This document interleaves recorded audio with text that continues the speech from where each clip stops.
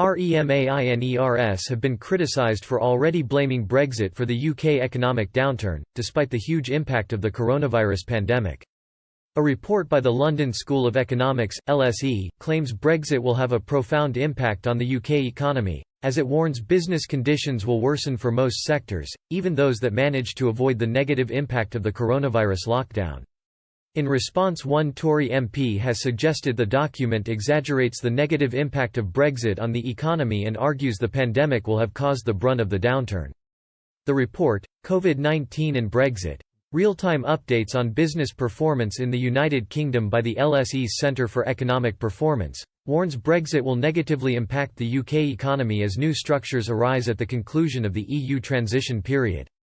It states that transitioning to new trade and investment rules will be difficult and costly for many businesses.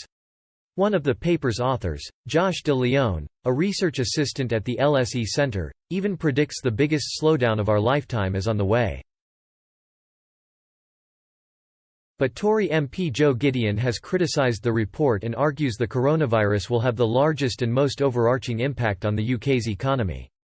Ms Gideon, who became the first Tory MP to win the Stoke-on-Trent Central seat in the December 2019 election, also believes the UK is strong enough to withstand the economic downturn, especially once we have completely left the EU. She told Express, "I think the economy will be impacted far more by the coronavirus than Brexit. The economic independence that we gain will ultimately be in the best interests in businesses and people.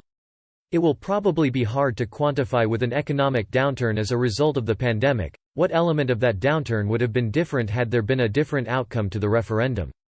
Those who wish to attribute it to Brexit will no doubt do that."